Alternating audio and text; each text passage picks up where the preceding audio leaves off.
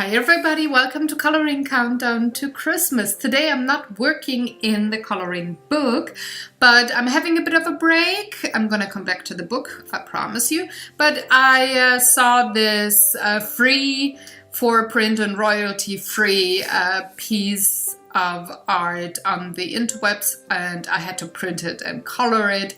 So I'm gonna take a break from the coloring book and work with Inktense pencils on cardstock today and just coloring in the whole scene. And I'm going about it in pretty much the same fashion all the time, meaning I'm choosing the colors that I want to work with for a certain part.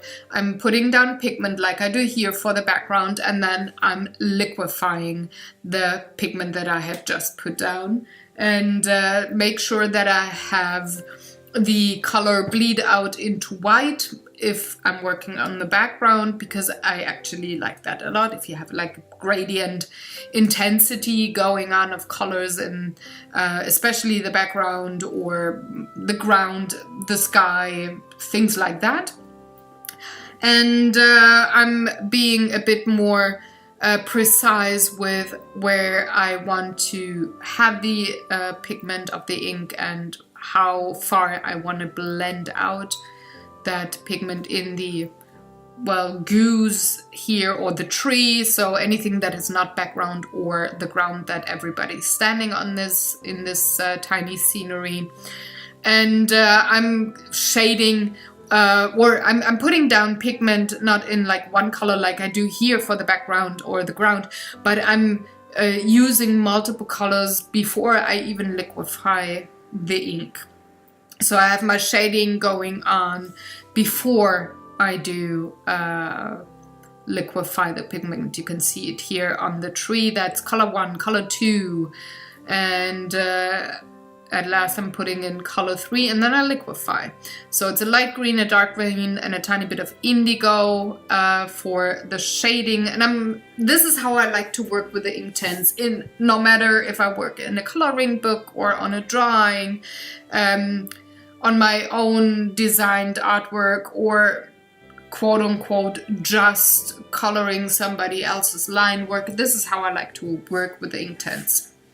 And I find that most efficient, and also, well, I only use the pigment of the ink where I need it. So I'm not layering and layering and layering to the point that I, well, use pigment where I don't have to. I mean, those pencils are rather on the pricey part, but they are really, really lovely. So I want to use them, or I want to use the pigment as efficient as possible, because I want to have lots and lots of drawings and paintings done with them.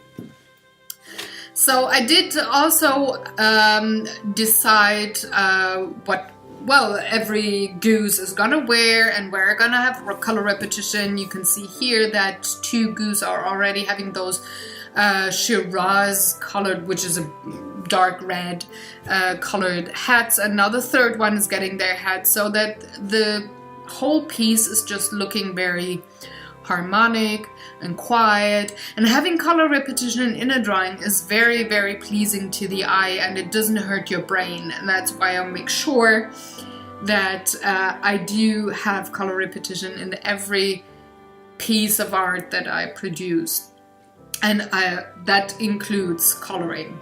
So I'm adding more pigment to the boxes, and, well, the apron, I just finished that with a bit of a turquoise blue that the stockings of the other goose have as well in there. So that's just the tiny little details there. By the way, if you want to know what exact numbers of the Inktense pencils I used for this particular piece here, you have to come back on Friday onto my blog post. The webpage link is pinselgeschichten.de. It's also always in the description boxes of my videos. I will have everything put together for you every Friday throughout the coloring countdown. Every little piece of coloring that I did with the exact material that I used, the exact numbers of pencils, of Sharpies, of anything that I used, so that you can look it up in case you're interested. I thank you very much for watching. I'm going to see you tomorrow on a new coloring countdown to Christmas. Have fun, everybody, and have a wonderful day. Go create something. Have fun. Bye-bye.